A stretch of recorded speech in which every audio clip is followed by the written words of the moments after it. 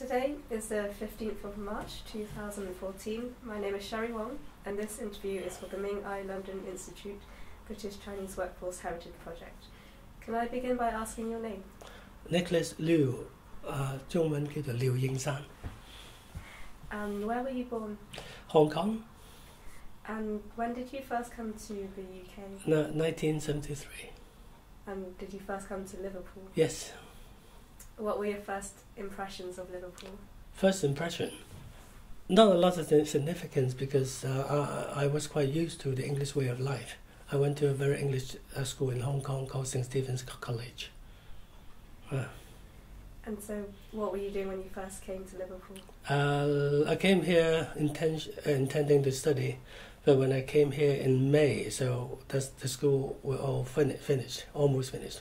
So I have to work in the restaurant as like most other Chinese people. And which restaurant was that? Oh, that's called China Luna in Liverpool Centre, working in the night time from 9:30 to 5:30 in the morning. Was it in the Chinatown? Yes, yeah, near Chinatown area, yeah. And what jobs did you have apart from in the catering sector? What job do I have now? Mm-hmm. I'm a chartered accountant. Mm-hmm. And how did you get from being working in the restaurants to today? No, the focus was always education, not the catering. So catering is only incidental, and it helps me to pay for the school fees. Yeah. But I do enjoy the work because you learn a lot from the restaurant. You meet a lot of people, you meet the staff, you work with the staff as a team, and also you work with the customers, and you learn a lot from the customers. And you can say they were quite racist at the time. That's during the Bruce Lee era. You fight them. We did a lot of fighting at the time. But at the same time, they are quite fair. After the fight, we shake hands, we're friends again. And are these your customers who are local? Local English, Liverpool? yeah. Yeah, that's why we are heavily in martial art. So we have to be fit enough to fight and get paid. And also we make friends at the same time. And you gain your respect by beating them. And can you say your relationship with them, what is it like now? Well, I'm with English partner for 25 years. And I have a lot of local friends. So I find English people are very fair. And can I ask you, when you started to be involved with the Chinese community, please? Almost day one when I arrived at Liverpool. Because I was very, very active. So I was into all kinds of sport and also cultural activities. When I came to Liverpool, there weren't many. So there weren't enough. So we had to start the martial art school almost right away. And then we continued to do cross-country running. Then encourage people to run. And also there were a football team as well. So although I was no good at football, but we encourage other teams to continue. And Liverpool had the football heritage. So the Chinese football team have been doing very, very well for many, many years. And is it still running today? Yes, it's still running today, yes. So I'm still keeping a team. We're doing quite well. And so your first organisation that you set up, that was the martial arts school? Martial arts school, yes. Well, I came here when I was 17. I couldn't be setting up myself. So it is all teamwork. But you have to pay a lot of attention. You got to work very, very hard. I used to train 4 days a week. On top of studies and work? Yeah, it's no problem. You have a better time management. You can fit everything in. So you work in the night, and so you get up fairly early in the morning, so you can still go shopping. You meet friends. You have other activities, and evening you work again. And do you remember the name of that organisation? Well, there are quite a few names. The first one is called England Ching Wu Association. England Ching Wu Association. That was the first one. And that association accommodates all kinds of martial art. They're not like other martial arts schools that you focus on one style only. The Ching Wu Association accommodates also any style, even Japanese or Korean style. And can you tell me more about the different styles of martial arts?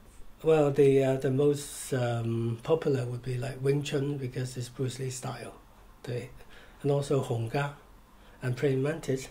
So these are the three main styles we do. Including Northern Shaolin. Okay, so these are the four main styles. Then we always practice with people who have karate background, judo background, and jiu-jitsu background. So it is quite interesting. And was this organisation limited to Liverpool? Or did it... Now, it's meant to be international. So it started from Shanghai. And Hong Kong, we're also affiliated, or we were affiliated to the Hong Kong Ching Wu Association. There's a Malaysian as well. Malaysian Ching Wu Association is very, very big. It's still alive. Yeah. But we don't do that anymore, because we're not full-time running this organization. We now run the activity, not running the association. Okay. And so what led to your decisions to... I know you said you were interested in a lot of sports, but what was there any... Now, the Chinese philosophy, you have the passion to do it. You don't look at the result. You don't look at what the reward you're going to get. The fact that you think it's good enough for you and good enough for other people, you do it. Don't look at the reward. And you think, yes, I can do it, I will do it. Okay. Then there's no fear. And can you tell me more about the different activities that you run today? Yeah, I know there's a lot. You need a long list, okay? Yeah, if you're asking the question, say now, okay? So I run a very heavy schedule every week. So starting from with a badminton club, we have that's over 25 years already. So for mainly family and social badminton. So we have some very good players and also very crap players. So of all ages across the session. Okay, so that's badminton. We have Tai Chi Association. We practice on a Sunday. So the Tai Chi Association is almost like 30 years. So we continue. And then I'm sure you have seen the Tai Chi Association in practice. Then followed by table tennis. So the table tennis, the Chinese team in Liverpool has been very good, but it was quite scattered. Only from last year, so we have another tennis club in Chinatown. My focus is to have all activities around Chinatown. So that's the table tennis group. Now after the table tennis group, there's the Chinese Cantonese Opera Society. There are actually 3 Cantonese opera societies. So we're among the oldest. So we have now, this year is 21 years. Again, non-stop. I can tell you, wherever I want to start, wherever I started, I don't want it to stop. Now, I'm not saying I will continue myself. It has to be somebody who will continue, who will carry on. If they don't, I will. So I won't let it stop. So that's the Cantonese Society. Now, we have a golf society. Again, golf society is about 22 years. 22 years. So we started the Chinese Golf Society in the north to play. Original idea was to play against people in London, but it didn't happen. But there are enough golf societies around now in Manchester. So I was also helping people in Manchester, Lancaster, Blackpool, and Lancashire to organise their own golf societies. So these 3 golf society. So we're actively playing football. Although I don't play football, I'm not very good on football, but there are enough people to play. So my job is to help organize Chinese football team. They always need a figurehead. Okay, in Chinatown, and you do need a figurehead because you might get bullied if you're not careful. And do you still do the line dancing? Yes, we do it for Chinese New Year as a must every year, and then occasionally we help other organizations if they want a celebration, the line dance presentation. We do it exceptionally because we don't do it for money, and we have to get enough volunteers to do it. So we'll be training. within a week, and then we'll get on with it. But we have trained enough people in the past, so we'll manage to get at least the people back in. There's always time to train people if you don't give up. And how long does training last for? No, there's always a mixture. You don't start from scratch. You always have somebody who know already. So the more experienced one will lead the less experienced one, and then you have the raw beginners. Okay, so 1 year you're raw beginner, next year you're intermediate. So every year that's continuity. And so with all these activities, it must be quite difficult to organise. Do you do this through one large organisation, or are they all different societies and clubs? I think it's good intention to have a large organisation, but once the organisation gets too large, it will be grossly inefficient, and too much bureaucracy, it won't work. So it is easier to have, say, I'm involved in at least 10 organizations, small ones. So when you want to make it work, you can make it work. So you don't have a lot of bureaucracy. If you have a big organization, even give you an example, not naming any association. We wanted to start the table tennis team, okay? More than 10 years ago. So, we said, we have a table tennis team in this association. The answer is no, it's not up to you, it's up to the committee. But we have enough people to play. No, we will submit an application. Can we buy the table and then put it here? No, you can't. You wait. If you want to make donation, you can make donation to the association, and then we'll decide whether to buy a table. I said, no, that's not working for me, okay? So what we did, we have enough names to sign up to contribute towards the table. So we're not asking about the table. We just buy the table. We bought the table and put it there. So this is our table. Temporarily we leave it here, with the intention this is the permanent home. It will be given to the association. Play it low key, don't mention it, and then you get on with it, and then they form a table tennis society. That's the way. Now we form our next table tennis group. We're not supposed to be using the blackie. We're not supposed to buy table tennis table, even out of pocket. So we say these tables have always been here. And were they? Yes, they have been here. They look quite new, yes, but we protect them very, very well. So we have 4 tables in the blackies. Now, not many organizations will accommodate 4 tables if you're not a sports hall. But we manage, instead of applying formally, which you get a rejection, we just do it practically. On the money side, you pay it first. Don't ask for any donation, ask for any contribution. I would say, how much is it? I'll pay for it first. And then you prepare a list, whoever wants to contribute, write the name down. And there's no there's no shortage of sponsors. And I have people who sponsor football kits. I'm organizing all these activities around Chinatown deliberately. You have to organize activities around Chinatown to bring the people in. So when people playing badminton, although we don't play here. Now I am an accountant. Now to run finance, technically you have to get the money first and then run the activities, Now if you want to get the people to agree to activity they haven't seen, it will be very difficult. It's easier when I can afford it, I'll pay it first.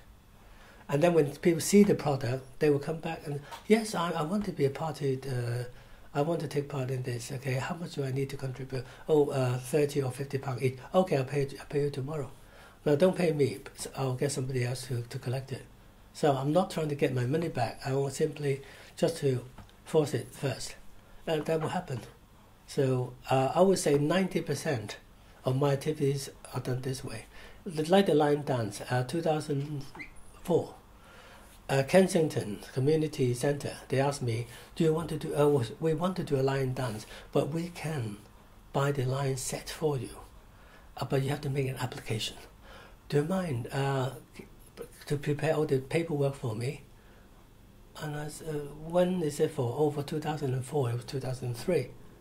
Now, I want to do it in 2003. I don't want to do it in 2004. But the funding would take like 6 months. I said, no, thank you. It will happen within 2 months. Oh, but where do you get the money from? No, I don't worry about that. I'll pay for it first. Because after I pay for it, I've done enough activities, and the volunteers will do the line dance for the restaurant, and they earn some money, and they will pay me back. The team will own the line set. So we did it in no time. If you wait for the funding, it takes 1 year. So it's not going to happen. The people who are interested in the line dance, next year they won't be interested. So when you do it, you got to strike the iron when it's hot. 打鐵要趁熱. So when people are interested, do it. So there's no such time as we'll wait for. I don't wait for anything. When I want to do it, I do it. And so I know there's a lot of other Chinese organisations in Liverpool, yes, Chinatown. So what's your relationship with those groups, if there is any? We wave and we shake hands. Apart from that, we don't. I'm the special breed because I have no patience to attend meetings. I do not attend meetings. So I would say, okay, tell me what you want me to do. I'll just do it. Don't ask me to go to meetings. What, I want you to be in the meetings. No, I don't want to be in the meeting. So if I want to do anything, I just do it myself. Because there's enough supporters. And with the different activities, could you tell me what kind of users attend? Are they mainly Chinese or British? Yeah. English? Most of my activities, I always have, I try to get a minimum 20% non-Chinese participant. There's no point in having any activities 100% only. I think that will, I won't say it's racist, I think it's too narrow-minded. So you do need a mixture, and also you allow the Chinese people to learn from the English people as well. At the same time, allowing the non-Chinese people to learn the Chinese culture with a focus. So our badminton, we have English people, Arabs, okay, but Chinese are the more dominant part of the Chinese team. Even the English football, our football team, we have a rule to have like a small number of it's mainly English speaking anyway, so we have 10-20% of non-Chinese players. And how do they get involved in these activities? Do you advertise them quite well? Was it just word of mouth? Now, when there's enough momentum, it will happen. Now, if you look at, if you look back, there's a Chinese Photographic Society. That's one, okay. So we organized the Chinese, we call it Liverpool Chinatown Photographic Society. Now, how it happened? There's enough people interested in photography. So I used one restaurant to advertise. People interested in contact this. It didn't work very well. Didn't work very well. But there are sufficient people, the core members. So there are 3 core members. One is a professional photographer. Another one is a mad, keen amateur, very good at photography. And me, I'm keen at photography, but I'm keen on organization. So we decided, let's have a meeting. Okay. So doesn't matter how many people, just form this society. I have a meeting in November 2011. Okay, so of course before then you do a bit of activities. So we have professional people there. So then we had about 10 people attending the first meeting. There's plenty to do in photographic society. So in no time, and then our regular membership is about 30. But these are very keen members. Well, attending meeting, there might be about 15. But we have a website anyway. Every month we have a small competition. Well, we had a larger competition last year in April for the children, for the under 17 for school mainly. And we had a presentation in the Liverpool Museum. Yeah, you have to work 9 months on that competition, which I don't agree. I'd rather have a mini competition or more of them. Yeah. And so what do you think the role of these activities play in the Chinese community in Liverpool? My role? Whose role? Activities of the organisations? Now, we're in a very grassroots level. Ideally, somebody high up should have a lot more like umbrella organisation. Unfortunately, there are not enough wise people around or non-selfish people around to be able to do that. So my view is to encourage more society to be more independent and do their own things. In the right time, they will form a more collective association, and there is a collective association, which is they're not doing very much. It's called LCBA, Liverpool Chinatown Business Association. Unfortunately, I can't comment very much because I'm always very critical against them. They don't like me. It doesn't matter. And has this role changed over the years with the increasing number of organisations?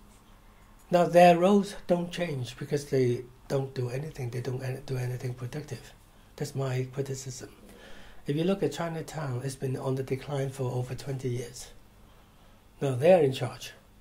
I'm not in charge. But I try to keep everything in Chinatown, including this building. Now, this building, it was a council flat. Okay? So it was derelict, how long ago? 1998? No, sorry, 1992. 1992, this building was derelict. So my proposal to the Liverpool Chambers of Commerce, now we want to bring the people back to Chinatown. One way of doing it is to have more flats in Chinatown to house the less able people to live here. Now, with the less able people, they will attract the children to visit them in Chinatown. So that was the idea. So we wanted this building to be 100% Chinese. So the original idea was like that. But after Pine Court took over, it is against our equality policy. So you have to accommodate. But we will try to skew in favor of Chinese residents. So in this building, I'm sure there's more than 50% Chinese here. So at least we have this building to be represented, the building for Chinatown. Now we did it we bought from the City Council, linked with Pine Court Association and the builders, lawyers, bankers, etc.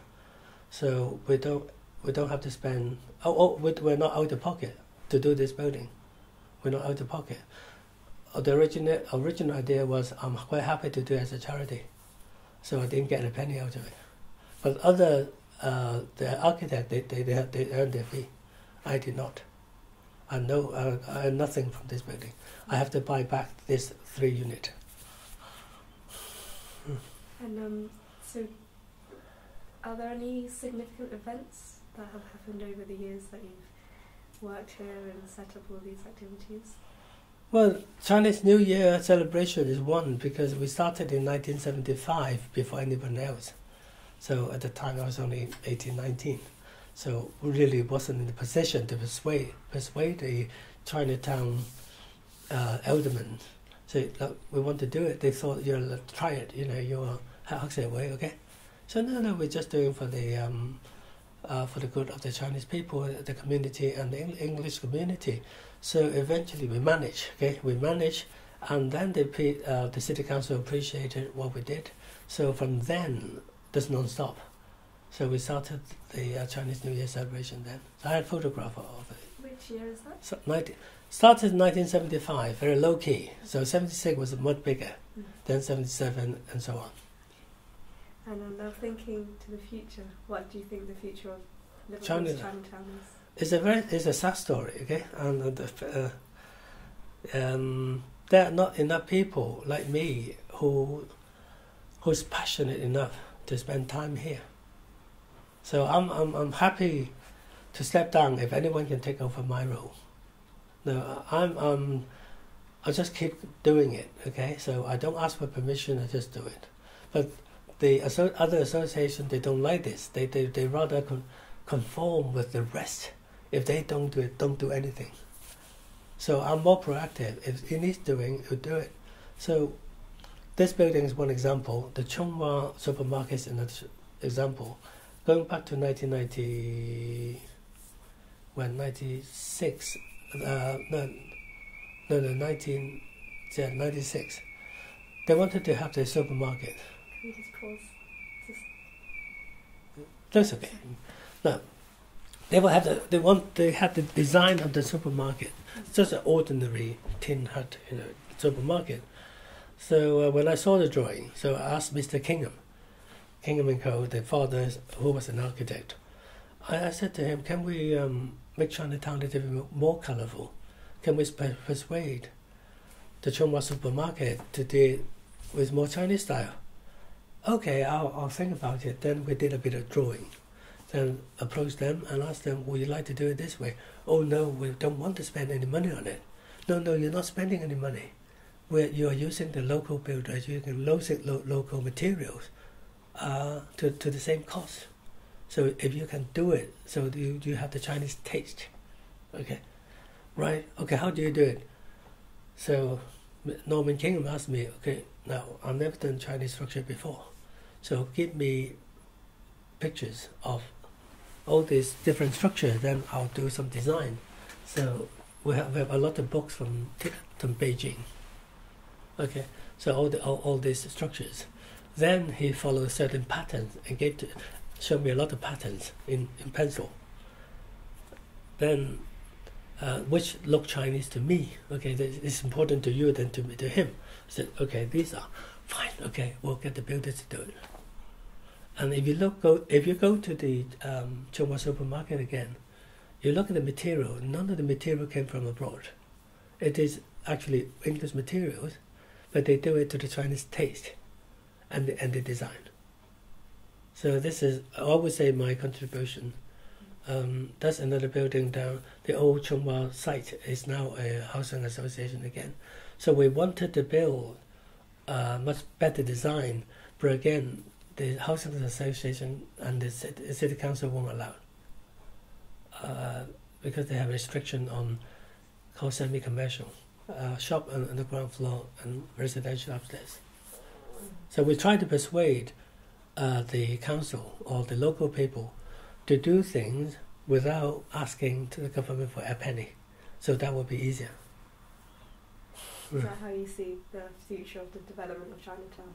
Well, if there's enough people, there will be enough momentum. You don't need to ask the city council to do anything, they won't. Now, my other contribution, you can say, I was the chairman of the Liverpool China Committee in the Chamber of Commerce, Liverpool Chamber of Commerce, again in 1993. A lot of things happened in 1993 because China wanted to develop the market, so they sent a delegation to Liverpool. And I was a member of the Liverpool Chamber of Commerce. So they asked for Chinese help to liaise with China. And I come from Hong Kong, I don't know very much about China. So they said, we want to form a group to work with Chinese, with a Chinese counterpart. Okay, would you like to volunteer? I said, yes, but I don't know enough. So I always say yes before, okay. Oh, okay, right. Okay, let's look at it. You are not China. You are not Chinese. Okay, that's the way they look at it. You are part of us, English. Okay, but you happen to have a Chinese face and you know the language. So it is better that way. Okay, so I have to get help from other people. So I went to university and I got help from other lecturers and professors who are quite new to Liverpool, and they actually educated me about Putonghua. Okay. They educated about the development of China. They told me about the Tiananmen massacre, how they see it. Because I always see it my way, like the BBC. And I said, no, that's no good. And they gave it a different view, gave me a different view and slowly absorb, not saying which is right, which is wrong. Then you feel, number one, there's a history. It happened. What are you going to do about it? What are you going to do about it? Do you always see it as sinister, as a massacre? No. So we have to make a conscious decision. Well, put it aside. Let's deal with China first. Do the trade. So we formed a Liverpool China Committee. I became the first chairman. of the Liverpool China Committee. So we have three objectives. Number one is called the China trading. So we form called the ChinaLink. ChinaLink is using Liverpool as a base to help the small and medium-sized enterprises to work with China. Okay. Number two is the Arch, Chinese Arch. So the Chinese Arch project started in 1982. It failed twice because of the funding. Okay. So we thought, let's resurrect it with the help of the City Council, or the joint force of City Council, the Chamber of Commerce and Shanghai. So we may have a better chance. Okay, well, of course, including the local community. Now, my role was not representing the Chinese community. My role was representing the Liverpool Chamber of Commerce, an English organization. Now then, people see me as a traitor against Liverpool Chinese community. It's far from it. I try to link everything together. They assume, oh, you're a chartered accountant, you think you're above everyone. You speak without consulting us. So I don't care anyway, just get on with it. So we managed to have this project. So we're twin the two cities of Shanghai and Liverpool. So it's not a single effort. It is the joint effort of the City Council, Chamber of Commerce, okay, and Shanghai, of course, including the local community. So I stepped down after 4 years. Don't sit on the chair for too long. It's no good.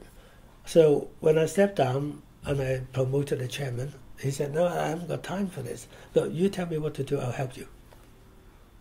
Okay, so you don't have to do as much. I'll do the work if you want me to. So I promoted two separate chairmen. So they did very well. So I stepped down. Not many people remember me after 10 years. Is the council still running today? No, when you look at what you achieve, the arch is here, okay? The Chinese arch, okay? Pailao. The twinning of the two cities, Liverpool and Chinatown and Shanghai, is there. If you go to the Dongfang Mingju, okay, the tower building in Shanghai, you can see a small present from Liverpool. Okay, so it's there. Okay, so when I went there, I told my son that we did that. Okay, that's great. Okay, now ChinaLink existed for about 15 years, because after 15 years, you don't need the same organization because people can do it themselves. So I'm quite happy I've done that. That's great. Yeah. I think we'll start to wrap up, but I want to ask you some questions about your personal experience. Yeah. And the challenges you might face, or maybe the best thing about what you do today. Now, the best thing is not always business. The best thing is you can take a look at a number of things, okay? You're able to do what you want to do is one thing you enjoy. So I compare life in Hong Kong. So if I go to Hong Kong, I'm not able to do what I want to do. Okay, so because my activities are quite diverse. So if you add all the time together, what I do every day, I spend, say, 1 hour doing calligraphy, okay? And then I also watch television and follow certain pinjab, not always, okay? But I do that. And I run 1+1 activities every Saturday. It's 2.5 hours. Table tennis, okay? Chinese opera, Tai Chi. Now, in addition, I'm running 4 offices. We have 4 offices in our group. Liverpool, St. Helens, Leyland and Birkenhead. I have to attend to these offices every week. I also run Chili restaurant. In addition, I also own the Arch restaurant. Now, I attend to all that. And I'm able to do my work. I play badminton. And I'm a very key member of the Golf Society and a member of Woolton Golf Club. Now, I can fit all in. I don't feel stressed out. And I enjoy what I'm doing. So I'm doing quite well in accountancy. So we have, in our group, we have about 25 people. Recently, we took on 2 Chinese trainees and 1 volunteers. There are 2 other English trainees. So we are an approved training office. You can see this. We're approved training office for the Institute of Chartered Accountants and also the Chartered Certified Accountants. So we have to maintain the training office status in order to recruit trainees. Now, trainees are, honestly, they work against you. Because you train them, they leave, okay? And you spend a lot of time with them. And my partner don't really like trainees. But it's my own idea to make sure that we keep the training office status. Now, because I look at it, I benefited from the training contract by my previous employer. So I'm going to pass it on. Okay, this is my philosophy. Is that good enough answer for you? Yeah. Yeah. I guess time isn't really a challenge for you, but are there any challenges you face whilst you're trying to run all these things? Well, depending on what's the challenge, give me some hint. Any difficulties you face when you try and organise all these activities? No, you can say frustration, okay? Chinatown, my vision of Chinatown should be quite lively, multicultural, or multi-Chinese regional Chinatown. And this should not be the old-fashioned Chinatown only. So you need a bit of both. And at the moment, it's not happening. For the next 3 to 5 years, it's not going to happen based on the heads of the Chinatown, the various heads, i.e. ChinaLink, okay? Okay. I think they do lack vision and lack energy. They need both. You need somebody high up, when I say high up, senior enough, wise enough, to see what Chinatown or how you want Chinatown to play the role of Chinatown. And at the same time, you have to find enough people who have energy. They may not have the knowledge or experience, but they need energy. And there's not many. So I feel frustrated about this. But I don't give up myself. And as you know, like the lion dance, where you look at lion dance practice, you were there once, yeah? No? No? Who was that? Your brother? Yeah. Okay. Now, you look at certain people that have no experience whatsoever. I should come along anyway. Okay, pick this up and do that for me. Okay? Now, that's experience. Next time, he'll feel more confident. Okay? Now, your cousin, yeah? No, your cousin, yeah? What's his name again? Dion. Is that Dion? Dai. Yeah. Okay. Now it was too shy. Now it let me down so many times. Okay. So I have to, halfway through, I said, no, don't do that, switch to another one. And his mum said, why do you switch him? Now he was out of beat. Okay. Now he used to play, well, he plays drum, the English drum. He should not be out of beat. But he's not paying attention. Okay. But again, I don't think if he was too embarrassed, he knew he was wrong. So this was his second year. I'm sure next year he'll be a much better person. So I don't give up. So thinking about the younger generation, you mentioned you have a son. Do you have aspirations for him in terms of continuing? No, he won't spend much time in Chinatown like the way I do. Now, he can do line dance, no problem. He can do drum, line dance. He plays badminton. He's a good golfer. He's going to be a lawyer, okay? But then he won't waste time in Liverpool. I won't let him stay here anyway. I will encourage him to go elsewhere. Now there are enough people in Liverpool are willing to stay in Liverpool. So they should, they should assume responsibility. Now that's what I try to do. And if you attend any of our other meetings, you'll find I try to persuade people, look, do something about it. Say photographic society. If you form a society, you soldier on, there is enough activity there. And one day they will group together. Why don't we do this together? Yeah, you have to really excite people and allow people with a passion to carry on. I think that's all the questions I've had for you. Yep. Is there anything you would like to mention No, really, the question back to you. Okay, you're now the reason why I accept this this interview, because you're saying, okay, the next generation, I would like what you want to see, because I've told you what I want to see. I would like people to have more passion and say in Chinatown, there's enough interest in Chinatown. Please, pick up an interest and let it grow, But not many people are positive enough. They want to stay in Chinatown. If there's any further questions? Yeah, answer me any questions. Yeah, I think that's it. Okay. Thank you very much for your time. Okay, thank and you. sharing your story. All right. Thank you. Yeah, okay. Thank you.